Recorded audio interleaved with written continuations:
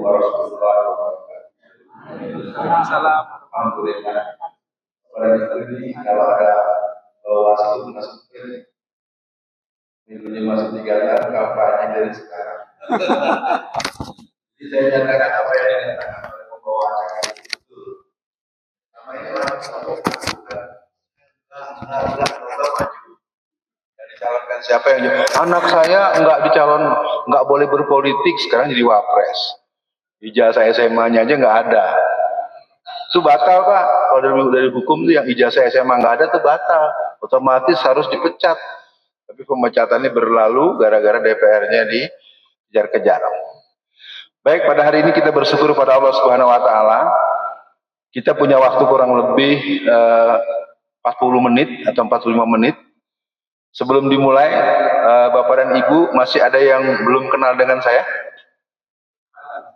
Nah, kalau belum kenal kan kenalan gitu ya. Nih.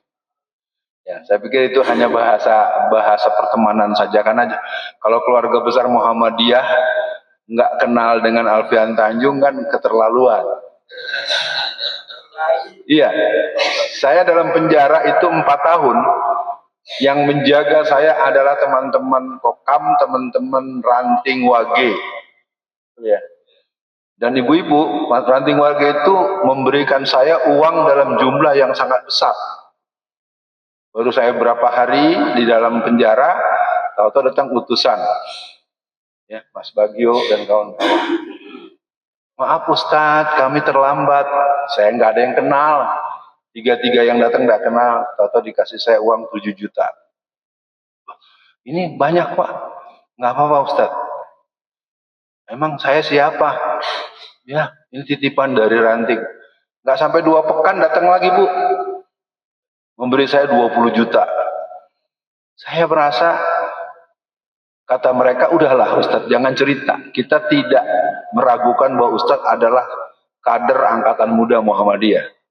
Jadi saya ini instruktur pengkader IPM, instruktur pengkader IMM, ini saksinya. Saya Taruna Melati 3, pendidikan kader, instruktur nasional pemuda Muhammadiyah. Tapi nama saya tidak ada dalam struktur Muhammadiyah.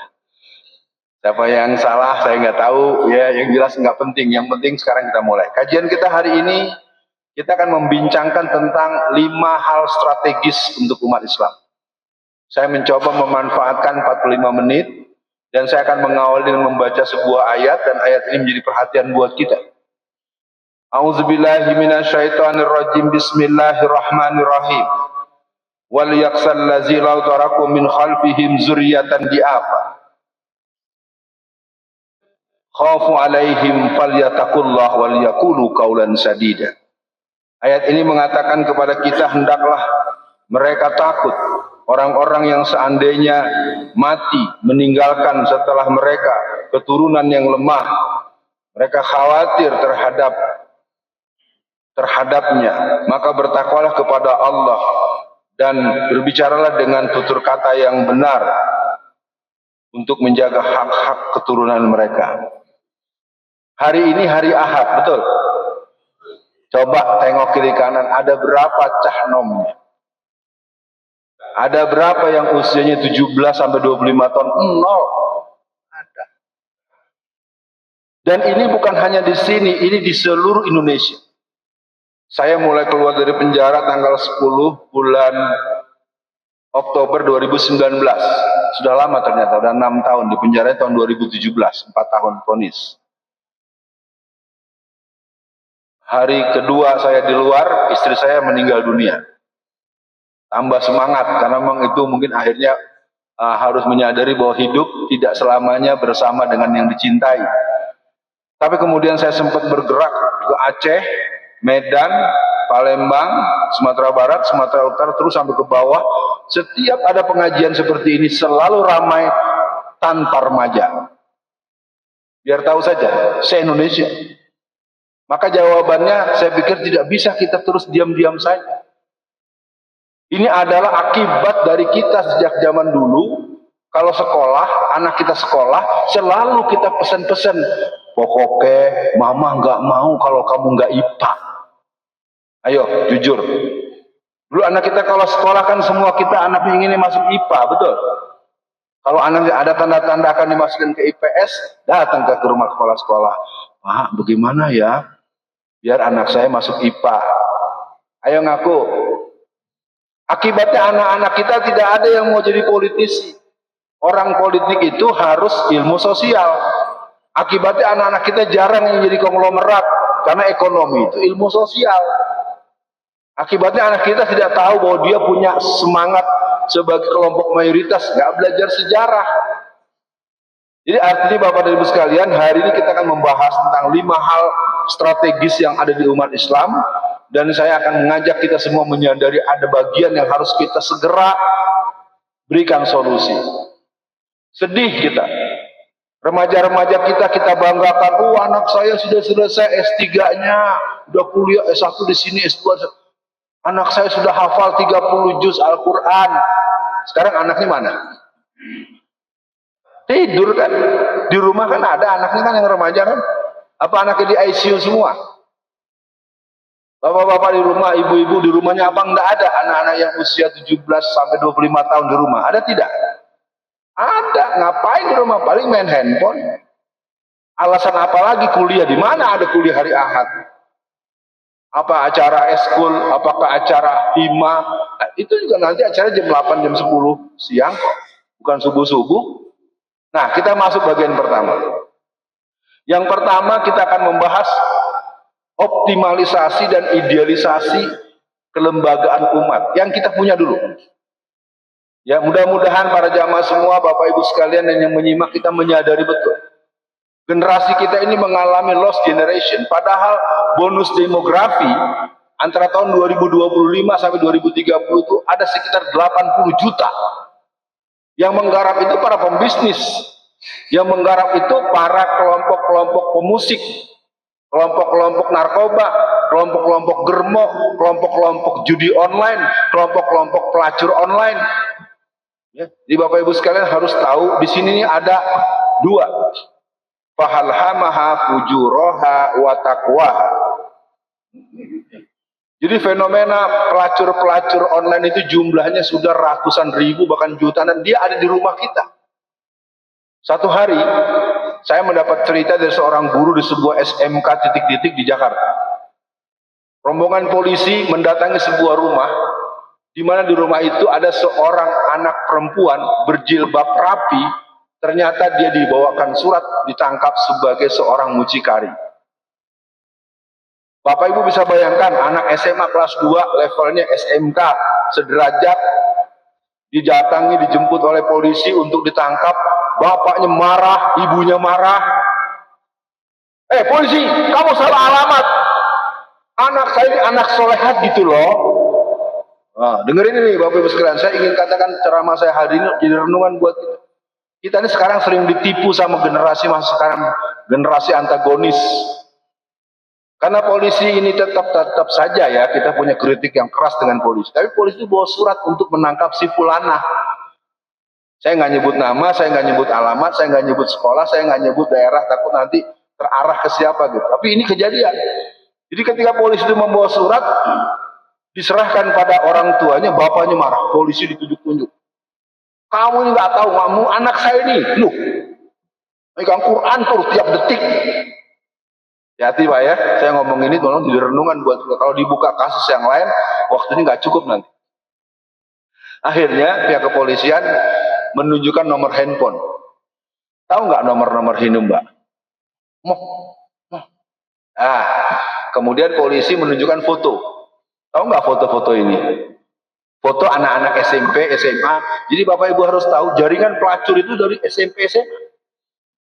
Yang harus segera dikoreksi adalah kalau Bapak punya anak, Bapak punya putri, putra juga sama. Karena jaringan gigolo juga luar biasa. Ini saya kadang-kadang ya, mohon maaf Mas ya, kadang saya ngomong ini dibilang jorok. Kalau ngomong jorok disalahin, berbuat jorok dibiarin. Iya terus terang, saya banyak yang protes. Yang begitu kok diomongin di masjid. Karena kita menganggap anak-anak kita tuh, ya karena bapak-bapak, ibu-ibu enggak ke masjid terus, ibadah terus. Anak kita di rumah terus. Akhirnya apa? Ketika ditunjukkan foto-foto perempuan-perempuan anak-anak umur unyu-unyu itu, anak-anak umur 16-17 tahun, dia selalu membantah. Akhirnya polisi menunjukkan foto ketika si fulana itu menuntun adik asuhnya diantar ke hotel. Ada fotonya, ada videonya. Baru pucat. Nah, tolong tanyakan buat kita di rumah. Apakah anak kita betul-betul anak-anak yang tertib secara penampakan? Ini kalau saya buka satu lagi, mudah-mudahan bisa jadi renungan. Ini kasus anak SMA kelas 2 di sekolah Islam yang cukup terkenal. Saya nggak sebut nama, saya nggak sebut alamat, saya nggak sebut titik. Saya hanya mau cerita betapa lemasnya, betapa downnya mental ayahnya. Jadi satu hari ayahnya sedang di rumah, dia tahu nih anak gadisnya, lain lagi orangnya. Anak gadisnya ini sedang di rumah. Kalau di Banten, Jawa Barat, manggilnya Neng. Kalau di sini apa? Mbak ya, Nduk. Pokoknya Neng lah ya, Mbak lah. Neng, kamu di mana? Nggak dijawab-jawab, Bu. Akhirnya bapaknya keluar karena ingin panggil anaknya, dia tahu anak gadisnya itu di rumah. Akhirnya dia sampailah di depan kamar daripada anak itu. Dipanggil-panggil nggak dijawab. Akhirnya dibuka kamarnya, kosong. Ternyata handphonenya ada di atas meja belajar. Nah tuh anaknya lagi kemana-mana, handphonenya ada di atas meja belajar. Bapak-bapak dan ibu-ibu, saya tanya, kalau kita orang tua membuka handphone anak yang belum berkeluarga, itu hukumnya wajib atau halal? Boleh, jangan takut. Ini kan orang tua aja yang takut. Ntar lagi megang, apa mama? Lihat-lihat ya. Harusnya kita bilang. Namun memang sama, saya juga takut juga. Ya, salah kita loh. Oke, akhirnya karena anaknya nggak ada, bapaknya lihat handphone, bapaknya iseng, Bu. Terbukalah video. Nah, video itu ada tahapan-tahapannya. Saya ini yang susah ceritanya. Anaknya sehari-hari berjilbab panjang. Rupanya dia mulai senang dengan cowok. Nah, karena tempatnya di kos-kosan, tempatnya yang tidak ada kontrol orang tua, ternyata perbuatan dia sejak dia membuka burdahnya, membuka berengoknya, membuka pelapis bawahnya itu semua, sampai akhirnya dia begitu, tuh videonya ada semuanya. Sambil bapaknya masih pegang handphone, anaknya pulang. Bapak, dilihat handphone dia pegang. Nah, apa salah apa sama kamu? Kamu SD IT, SMP IT. Bapaknya udah mulai mau menangis, Bapak Ibu sekalian. Tahu nggak Bapak Ibu jawaban anaknya? Allah, Bapak. Itu aja dipersoalkan. Teman aku sejak 6 bulan yang lalu juga biasa begitu. Jadi Bapak Ibu sekalian, dengan tidak adanya remaja-remaja kita di masjid-masjid, tidak adanya setelah anak TPA Iqra 1 sampai Iqra 6 lalu kemudian mereka putus. Lalu kita bangga anak kita di pondok sana, itu di pondok. Tapi ketika di rumah kembali lagi seperti anak buahnya Mbah Surip. Habis tidur lagi. Habis tidur lagi. Apakah anak-anak kita di rumah sholat subuhnya diawali dengan sholat sunnah 2 rakaat?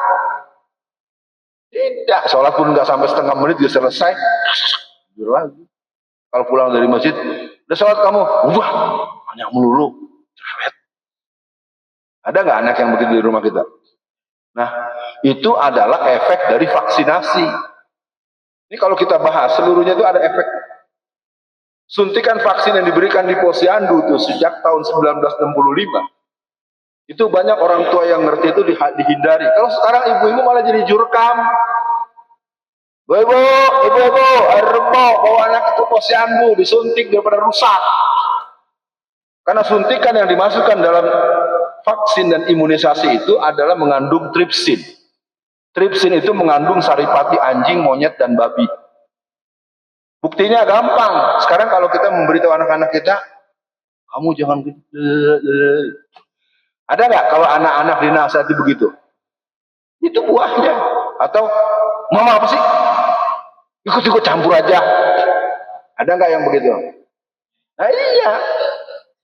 Saya tidak ingin membuat ini menjadi sebuah provokatif. Silakan pelajari. Saya 35 tahun sebagai dosen di perguruan tinggi, bukan tukang cendol saya. Bukan tukang parkir di pinggir jalan saya. Bukan saya menghina mereka. Saya orang kampus.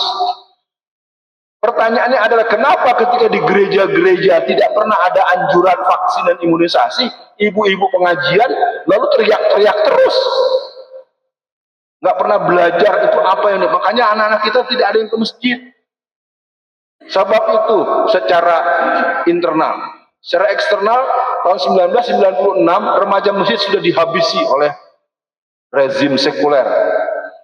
Tahun 2006 rohis SMP, SMA dan LDK kampus mulai dilemahkan. Bahkan cenderung tidak boleh ada rohis di sekolah.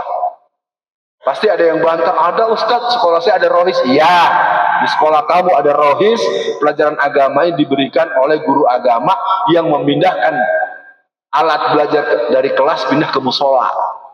Padahal rohis-rohis dari dulu yang mendatangkan kakaknya yang alumni sekolah kita, ada yang dari ITB, ada yang dari England, ada yang dari Birmingham, ada yang dari Harvard. Jadi anak-anak kita yang kuliah di seluruh dunia itu, Bu, itu mereka rata-rata berinteraksi dengan gerakan Islam. Ya, dulu saya sebetulnya SMA saya sekolah unggulan di Jakarta Barat. Jadi kakak-kakak kelas kita tuh ada yang dari Kibar, dari Inggris, ada yang dari, ketika dia libur ketemu kita langsung punya pengetahuan yang banyak tentang perjuangan Islam. Sekarang anak kita rohis tidak, OSIS tidak. Apalagi kalau ada pemilihan ketua OSIS, ibunya udah bilang, nah mau kemana kok? Ini banget, buru-buru berangkatnya kok gasik banget berangkatnya. Ya mah, mau pemilihan ketua OSIS, awas ya, pokoknya mama nggak setuju kalau kamu jadi ketua OSIS. Ya ngaku. Banyak orang tua tuh melarang anak yang penting sekolah aja, nggak usah ikut ini, nggak usah ikut ini. Ayo ngaku, betul nggak? Apa saya salah ngomong? Itulah akibatnya anak kita nggak punya kemampuan berkomunikasi, tidak mempunyai kemampuan leadership, nggak mempunyai kemampuan retorika, nggak punya kemampuan menyampaikan pandangannya dengan sistematik. Baik, poin pertama, optimalisasi dan idealisasi apa? Masjid. Masjid ini tidak ada yang, tapi terus terang saya kemarin sempat ada kesempatan 9 hari di Malaysia. Yang namanya musola, Bu. Musola di Malaysia itu besarnya seperti Al-Akbar. Itu musola. Ya, saya kasih tahu aja. Dan imamnya itu rata-rata umur 17 sampai 25 tahun. Bacaannya bagus. Saya tidak sedang memuji-muji, cuman deal. Sekarang imam, kalau yang biasa yang imamin nggak ada, ntar baca yang maju imam yang baca Qurannya berantakan. Saya nggak pernah mau jadi imam. Ya Pak Nurwiji ya. Jadi yang pertama kita perlu kembali menanyakan masjid-masjid kita bagaimana. Bagaimana remaja masjidnya? Bagaimana muslimahnya? Bagaimana pengajian ibu-ibunya? Ibu saya pernah jadi ketua Aisyah. Aisyah kalau di bawah itu hampir nggak ada ustazah yang berkualitas. Ustazah yang dokter-dokternya seminar melulu kemana-mana. Akhirnya di bawah diisi oleh orang-orang yang anti Muhammadiyah. Saya sedih, saya bilang sama ibu saya, ini gimana kok? Ustazahnya caci-caci maki Muhammadiyah. Padahal acaranya acara Aisyah. Itu tadi, karena ustazah-ustazah Aisyahnya atau NA-nya kan para dokter tuh, dosen, seminar. Kalau seminar kan honornya 10 juta, 20 juta. Kalau ngisi pengajian ranting berapa juta? Saya bukan menghujat, saya bicara fakta. Saya ini orang tepian Danau Maninjau. Jadi kalau dibelah di darah saya ini, yang keluar nih gambar matahari. Memang iya, nggak ada pelang-pelang Muhammad di tempat kami di kampung tuh nggak ada pelang Muhammad. Saya pulang pertama kali tahun 1984 ke tepi Danau Maninjau, Sumatera Barat, itu kampungnya Buya Hamka. Ketika saya pulang, ada ibu-ibu berbondong-bondong, ada yang bawa ayam, ada yang bawa kelapa, ada yang bawa macam-macam bawa. Banyak Pak, berbondong-bondong. Saya tanya, Ibu itu orang-orang mau kemana? Alfian, itu artinya ada yang meninggal dunia. Ada yang wafat. Kalau kami di kampung nyebutnya mati. Kan memang dalam Al-Quran kan mati kan sebenarnya kan. Kalau dibilang mati kan sekarangnya kasar. Ya udahlah wafatlah meninggal. Apa kesimpulannya? Kalau di kampung kami di Sumatera Barat, tepi Danau Maninjau dan sekitarnya itu, orang bawa makanan banyak, bawa ayam, bawa beras, bawa ketan, bawa daging, bawa macam-macam, datang bawa makanan ketika ada orang kematian, orang wafat, orang ada musibah kematian. Rumusnya, kalau ada orang meninggal, bawalah makanan dari rumah kita ke rumah orang yang ada musibah. Kalau di Pulau Jawa, bawalah makanan dari rumah orang mati. Saya nggak nuding, nah saya bilang fakta doang. Kenyataannya begitu nggak? Saya nggak bilang dalilnya nanti masing-masing yang ahli deh. Yang ahli tarjih aja yang ngomong. Secara manusiawi luar biasa, tapi intinya buat kita, mari kita bangun dulu kesadaran ini. Jadi ibu-ibu, bapak-bapak, optimalisasi, idealisasi. Di Sumatera Barat itu tidak ada Indomart dan Alfamart. Ustadz kok di Jawa Timur bangga-banggain Sumatera Barat? Bukan. Saya mau ngasih contoh yang faktual. Pernah ke Sumatera Barat nggak? Anda coba datang kemanapun nggak ada Indomart Alfamart. Indomart Alfamart itu setiap bulan itu mengambil keuntungan dari recehan aja itu hampir 3 sampai 5 miliar. Itu untuk nyumbang gereja. Pak, ini sisanya ada 70 rupiah. Diambil enggak? Oh, kalau saya nggak pernah mau beri. Kembalinya mana? Sisa uang 70 rupiah. Anda bilang sedikit. Tapi yang belanja satu hari kan bisa 1.000 orang. Kalau sisa uang 70 rupiah, 1.000 orang yang belanja satu hari, berapa uang terkumpul? 70.000 kan? 70.000 rupiah jumlah gerai Indomart Alfamart se-Indonesia itu ada 24.000. Silakan itu. 70.000 dikali 24.000. Nolnya 3 dikali dengan nolnya 3. Udah berapa? 6, tapi yang dikali 2 ini berarti satu hari aja udah 100. Itu kalau yang 70, kadang-kadang kita juga 200 rupiah nggak diambil. Ya, saya pesan dari sekarang, kalau Anda belanja di Indo, minta kembaliannya. Mana? Man kesiannya begitu. Kalau begitu nanti kan karena dia kadang-kadang mau mengembalikan kurang atau lebih, bebannya ke karyawan. Kesian. Karena kalau Indomaret itu benar-benar, sekarang saya suka kesian. Yang namanya orang masuk ke toko-toko model gitu, ada nggak kemungkinan orang mencuri, Bu? Banyak orang mau makan lapar, beli 1, anaknya 3, ada di ini. Saya tidak ingin menuding ini, memang tetap salah, tapi kan dia bawa anak ke Indomaret bertiga. Dia bawa uang cuma 10.000. Anaknya ngambil coklatnya harganya 11.000. Itu aja udah nggak cukup kan, Mas? Lalu anak yang 2, akhirnya ini nggak bayar 10, diambil 3 biji, Mas. Nanti ketika akhir bulan diadakan pembukuan, itu beban kehilangan barang-barang di pusat-pusat seperti Indomart, Alfamart itu dibebankan pada karyawan. Saya kadang kalau pas subuh-subuh kan suka mampir, kesian.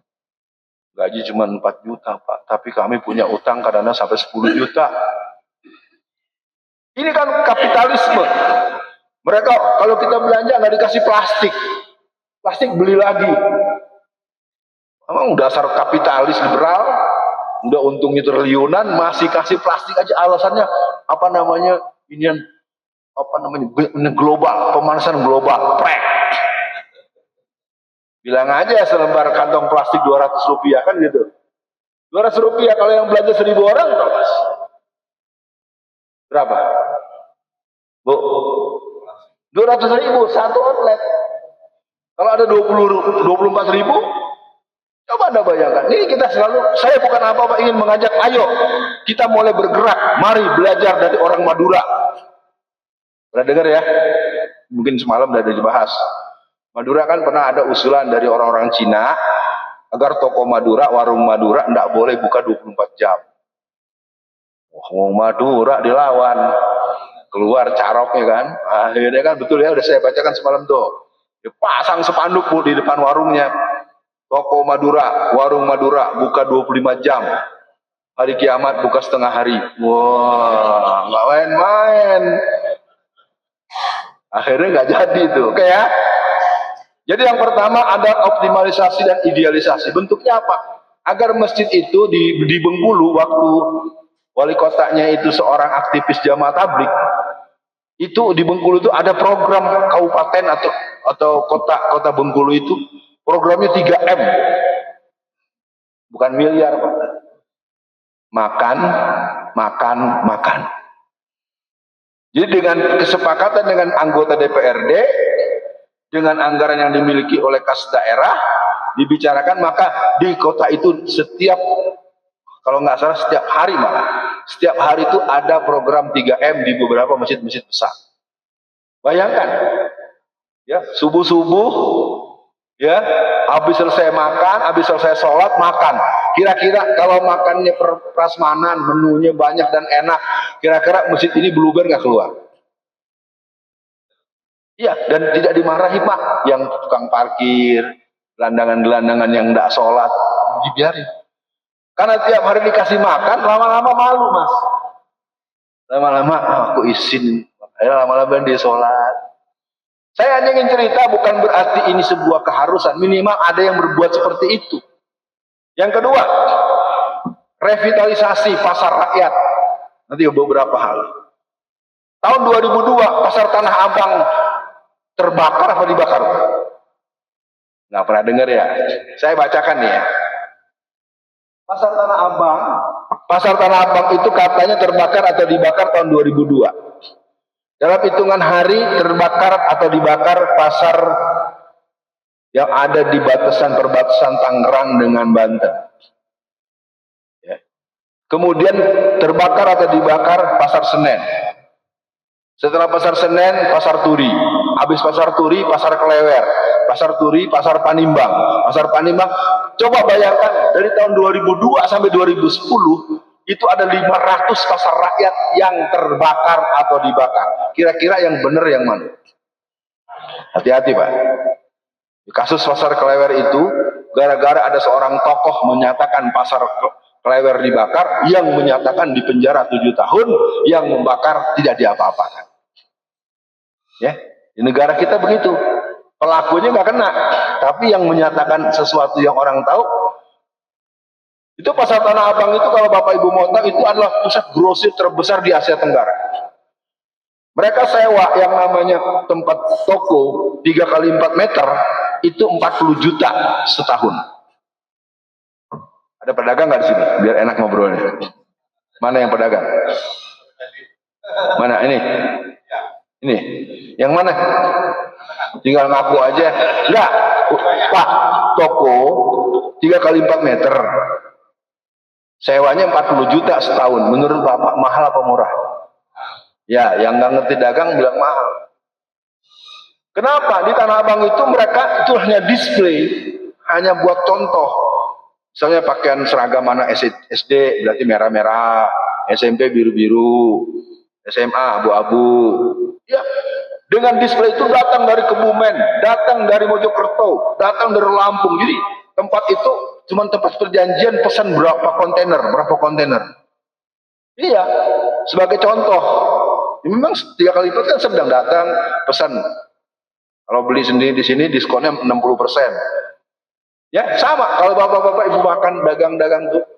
Orang-orang dagang tuh sering kita anggap remeh. Kalau di Jakarta tuh dulu ya, sekarang saya nggak tahu namanya apa. Ada jaringan warteg barokah. Itu yang punya orang Semarang. Orang Semarang sampai sekitar berapa tahun dia udah bisa bikin rumah yang harganya 5 miliar. Kita suka nganggap remeh kan warteg. Padahal keuntungannya dagang memang punya efek. Nah, jadi yang ingin saya katakan, revitalisasi pasar rakyat apa yang kita lakukan? Ayo kita mulai berhenti. Nah, ini biasanya ustadz ditangkap kalau ngomong ini.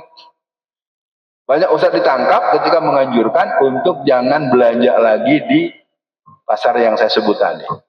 Jadi menghidupkan pasar rakyat itu harus, kalau perlu pasar rakyat itu dihabisin, nggak boleh ada. Makanya kan muncul mall. Sekarang mallnya bangkrut. Ya. Yang saya ajak buat semua, ayo Bapak Ibu sekalian, kita ini umat Islam, kalau mau kompak bersikap, ingat nggak dulu Ajinomoto mengandung lemak babi? Itu pada lupa lagi nih, ingat nggak Bu? Nih, kita nih masyarakat kita nih pelupa nih. Ketika diumumkan adanya lemak babi, hari itu juga Ajinomoto tidak laku. 1 hari kerugian mereka rata-rata 2 miliar. Akibatnya apa? Gus Dur waktu itu sebagai presiden mengadakan, sampai beliau langsung yang ini untuk nyanyi cipin segala macam. Sama dengan Babe Haikal kan, sekarang sampai pergi langsung ke Cina untuk mereksa nampan yang ada babinya atau tidak. Ya. Ini kayaknya pada ngeliatin saya, emang saya ngomong bohong apa ya? Entenya nggak ngikutin berita nih ya, udah nggak apa-apa. Jadi yang kedua, apalagi revitalisasi gerakan-gerakan di bawah, rebut RT dan RW. Sidang Dewan Gereja tahun 2007 telah memerintahkan kepada kader Kristen untuk merebut RT-RT dan RW-RW. Sementara di masyarakat Muslim, masyarakat pribumi paling banyak memelas, mengenas, marah. Oke, Bapak nggak boleh jadi ketua RT lagi. Pusing mama. Sekarang ibu-ibu mulai ganti haluan. Ayo, kalau ada pemilihan ketua RT, ibu-ibu beremuk sama ibu-ibu. Jeng-jeng. Kira-kira siapa yang tepat jadi ketua RT? Suamiku apa suamimu? Nah gitu bagi tugas. Kenapa dengan RT-RT dari kalangan kita bisa mulai nanti pengajian subuh, wah datang Ustadz Andi Kurniawan, wah ada Ustadz Alfian Tanjung, Bapak RT dan RW rapat, Pak RW yang ahlul masjid, RT-RT ahlul masjid berembuk. Besok remaja-remaja RT dan SRW kita datang subuhan. Nanti kita sepakati bentuknya, jangan dimarahi, jangan dimanja. Nggak perlu diiming-imingi macam-macam. Dibuat acara tertentu. Apa walau alam. Yang ketiga, hal strategis yang harus kita pikirkan adalah hal yang berhubungan dengan penyiapan generasi pelanjut. Ma ta'buduna min ba'di, kaderisasi. Saya dari dulu memang orang yang senang kalau ikut organisasi sebagai kader dan pengkader. Kader dan pengkader. Kenapa saya bertahan di P3? Kan sekarang ini saya pakai sarung. Ini kan efek lama di P3 nih. Semalam saya mimpin doa kan ya. Ya walaupun nggak terlalu ideal, tapi doa saya bisa setengah jam. Kalau di Muhammadiyah kan jarang Ustaz-Ustaznya mimpin doa. Walaupun bisa ya Ustaz ya. Kalau saya memang biasa bersama-sama, tapi saya nggak mau kalau ada orang meninggal dunia, saya datang jujur aja. Selapar-laparnya saya, sehaus-hausnya saya, itu saya nggak kepengen makan, walaupun dipaksa-paksa. Jadi kalau datang saya, orang tahlilan saya ikut duduk. Saya nggak juga ingin jadi musuhan begitu, tetapi saya nggak mau makan, dimarahin. Nggak sanggup saya makan di tempat orang sedang musibah kematian. Itu subjektif ya, saya nggak bilang hukumnya. Karena saya dari dulu tahunya kalau ada orang meninggal ya kita nengok. Kalau yang boleh makan adalah orang yang menyelenggarakan. Ya. Misalnya kita nih, antum, kita ke kuburan, kali kubur, bawa jenazah. Nah kalau rombongan yang begitu wajar ikut makan di acara itu. Kalau kita datang takziah, mengapa?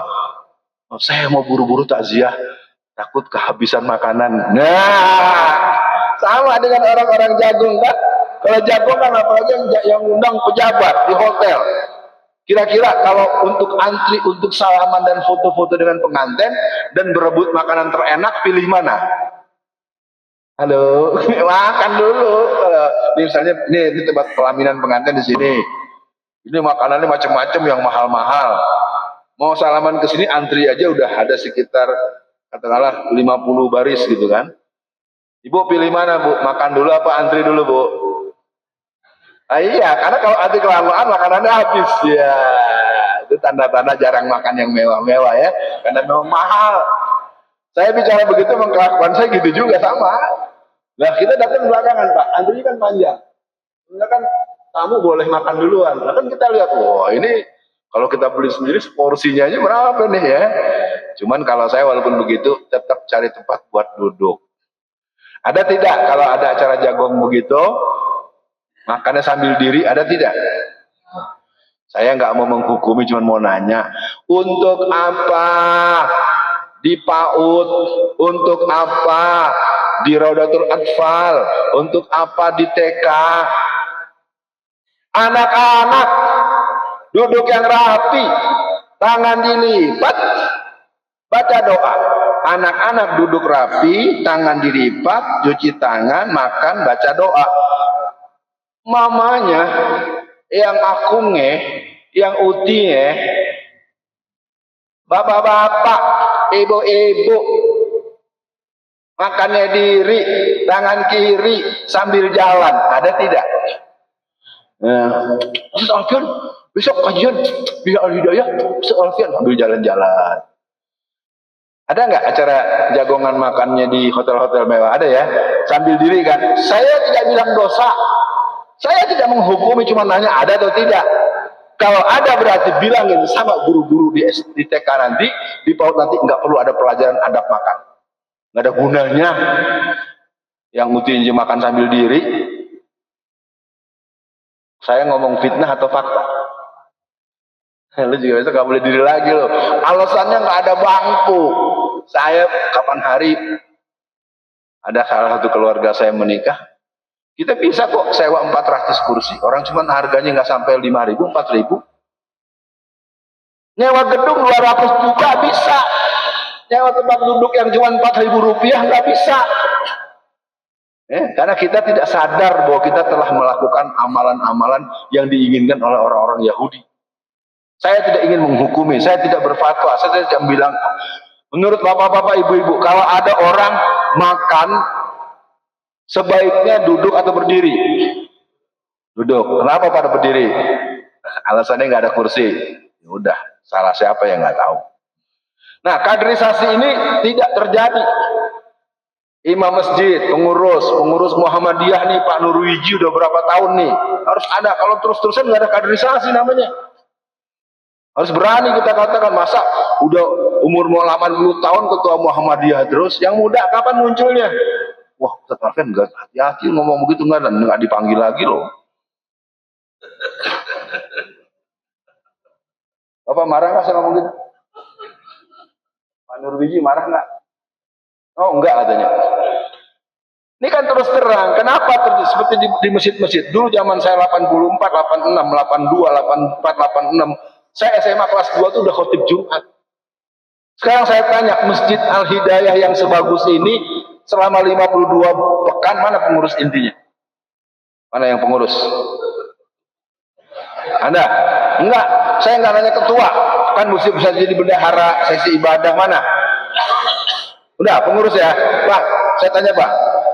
Khotib yang usianya 17 sampai 25 tahun ada berapa orang di Al-Hidayah? Kenapa bisa tidak ada? Pada anak-anak kita yang di Gontor, anak-anak kita yang di pesantren-pesantren, mereka SMP saja sudah khutbah, sudah fasih. Saya SMA kelas 2 Pak, saya khotib Jumat itu bukan di masjid kecil gini Pak. Saya di masjid LIPI, bukan sayanya hebat, saya juga masih banyak kekurangan. Yang kerja siapa? Guru kami, tokoh-tokoh Muhammadiyah. Sore, hari Kamis sore, Alfian kamu kesini, kepada masjid LIPI, Jalan Gatot Subroto. Dengan ini saya menyatakan mengutus salah satu sahabat saya, dia nggak nyebut murid Pak, Alfian Tanjung, karena saya ada uzur syar'i. Padahal dia nggak kemana-mana, dia cuma pengen didik kita datang. Jadi kita baru belajar, baru bisa bicara. Itu bukan diajar di musola, di masjid kecil kayak gini. Masjid besar yang jamaahnya ribuan. Nah, itulah guru-guru yang dia memanggang kader-kadernya.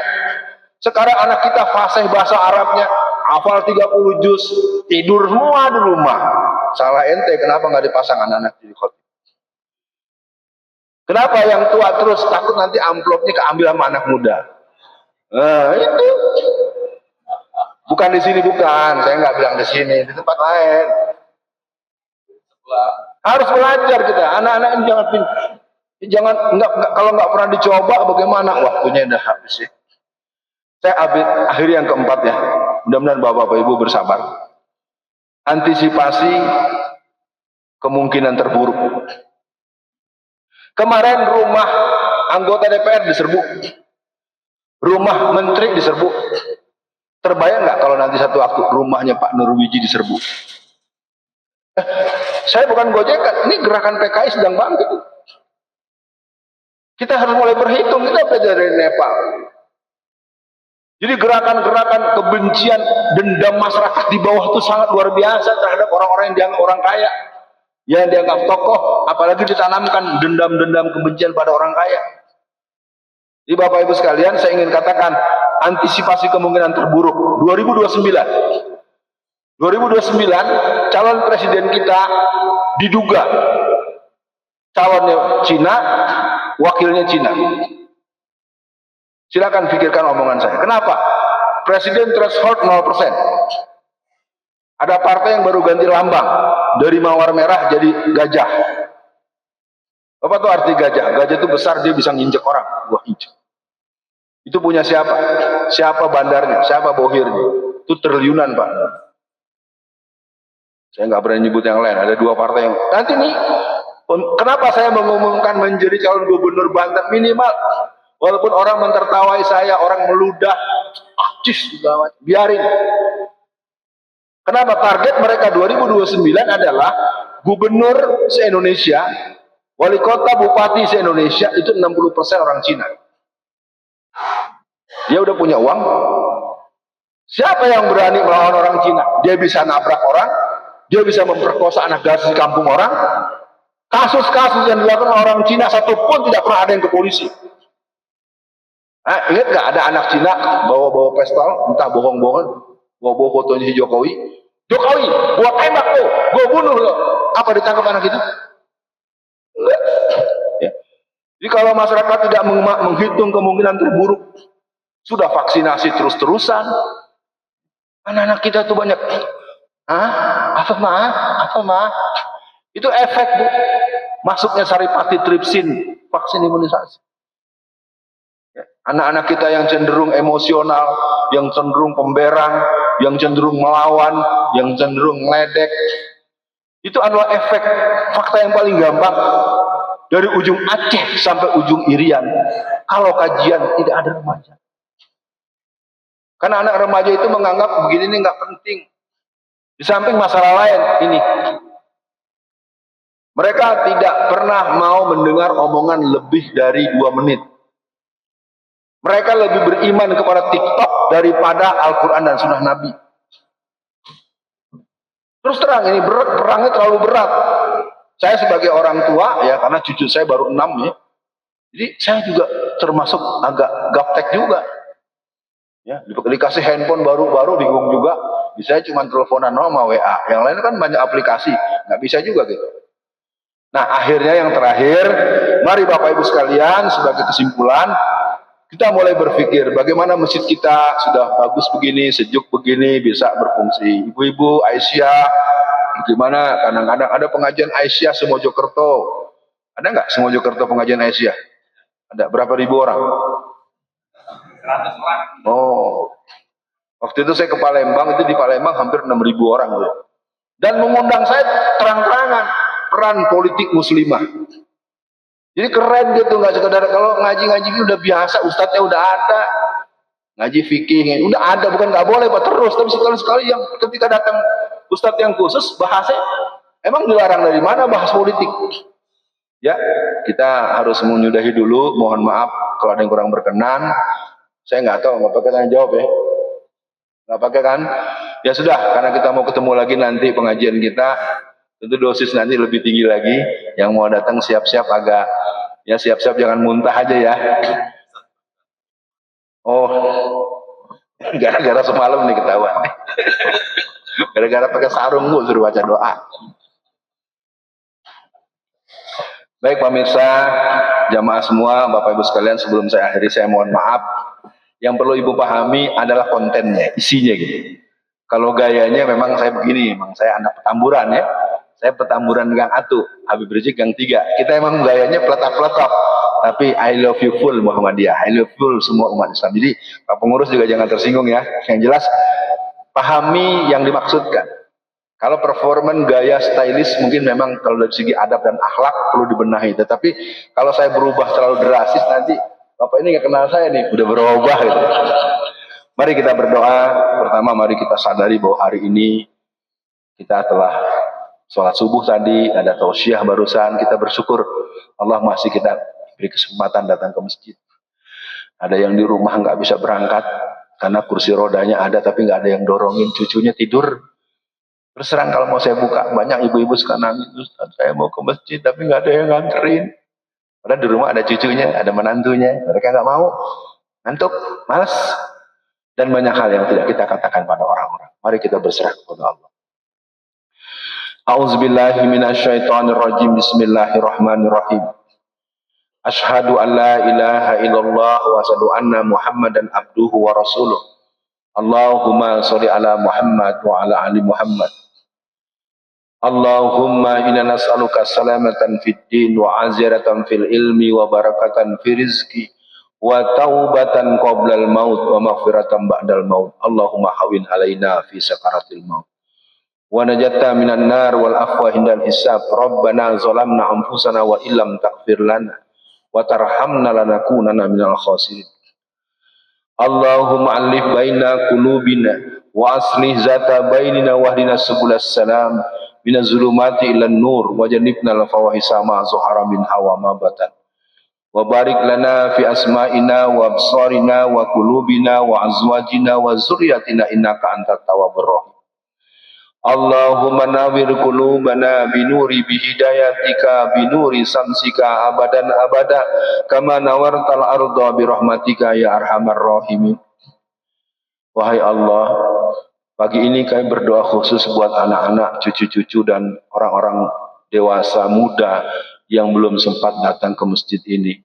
Semoga mereka pada hari ke depan akan semakin bisa diajak untuk lebih aktif lagi menghadiri ibadah dan tausiah-tausiah seperti ini.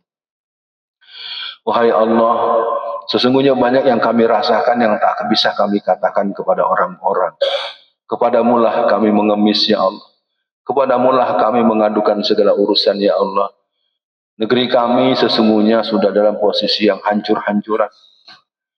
Tanah-tanah rakyat diambil dengan semena-mena oleh orang-orang Cina yang jahat dengan negeri ini. Mereka-mereka yang dengan semena-mena bersikap keras, bersikap fisik, bahkan sampai ada yang membunuh, memukul, melindas, tapi mereka tidak pernah diperlakukan apapun oleh aparat. Kami juga bertanya-tanya, ada apa dengan Indonesia ini? Negerinya tidak berdaulat, warga pribumi selalu disalahkan dan dikalahkan. Seorang yang hamba Allah yang bernama Alfian Tanjung hanya karena membahas bahaya penjajahan Cina dihukum penjara 4 tahun. Negeri ini aneh, mayoritas muslim tapi mayoritasnya kehilangan identitas. Mayoritas muslim tapi bermental minoritas. Mayoritas muslim tetapi tertindas. Pagi ini kami mohon tolong padamu ya Allah. Kalaulah ada takut yang bersemayam di hati kami, cabutlah rasa takut itu. Agar kami berani karenamu ya Allah. Kalau ada ragu yang bersemayam di hati ini, cabutlah rasa ragu itu. Agar kami yakin padamu ya Allah, sebagaimana imam kami tadi membacakan saat subuh, untuk yakin akan rezeki darimu. Min haitsu la yahtasib.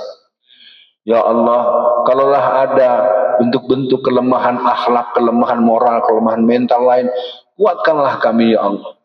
Karena kami malu dengan saudara kami di Gaza, di Haifa, di Ramallah, di dataran tinggi Golan, saudara kami di Gaza.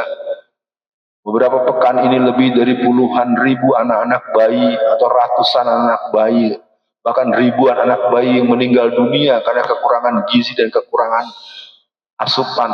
Sekedar air putih segelas saja mereka susah ya Allah. Berikanlah pasukan Sumut Flotilla yang terpaksa pulang karena memberikan peluang buat orang-orang dari Eropa untuk menembus blokade Gaza. Insya Allah 2026 pasukan untuk menggempur blokade Gaza dipersiapkan.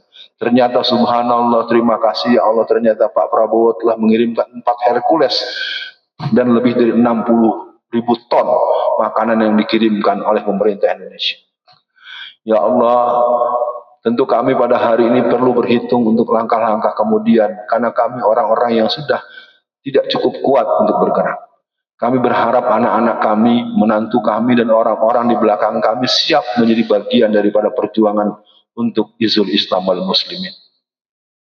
Wahai Allah, ada 19 juta warga Indonesia. Kalau malam hari mereka kelaparan dan mereka ingin makan, mereka tidak bisa makan apa-apa karena mereka tidak punya apa-apa. Negeri ini aneh ya Allah, alamnya kaya, rakyatnya miskin. Dan terus digenjot dengan pajak.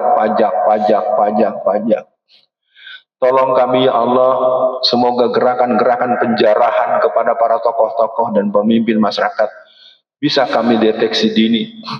Karena itu merupakan tanda kebangkitan PKI yang tidak cukup disikapi. Rabbi a'inni wa la tu'in alayya wansurni wa la tansur alayya wamkurli wa la tamkur alayya wahdini hudani wansurni ala man baqa alayya rabbi ij'alni laka zakkara laka rahaba laka mitwa'a laka mukhbita ilaika awaham muniba. Ya Allah, tolonglah kami, jangan kau tolong orang yang akan mencelakai kami. Lindungilah kami ya Allah. Hasbunallah wa ni'mal wakil. ni'mal maula wa ni'man nasir. Hasbunallah wa ni'mal wakil, ni'mal maula wa ni'man nasir. Hasbunallah wa ni'mal wakil, ni'mal maula wa ni'man nasir. Rabbana atina fid dunya hasanah wa fil akhirati hasanah wa qina azabannar. Amin ya rabbal alamin. Sebelum saya tutup, Bapak Ibu sekalian, berdoa ini tidak wajib. Berdoa ini tidak jadi keharusan. Tapi mungkin salah satu bagian yang perlu kita bangun adalah sel-sel pembuluh ruhiyah kita, yang mungkin perlu kita kayakan dengan sholat malam kita, dengan ibadah tambahan kita. Kita jumpa nanti jam 6 di tempat yang telah diketahui. Assalamualaikum warahmatullahi wabarakatuh. Waalaikumsalam warahmatullahi wabarakatuh.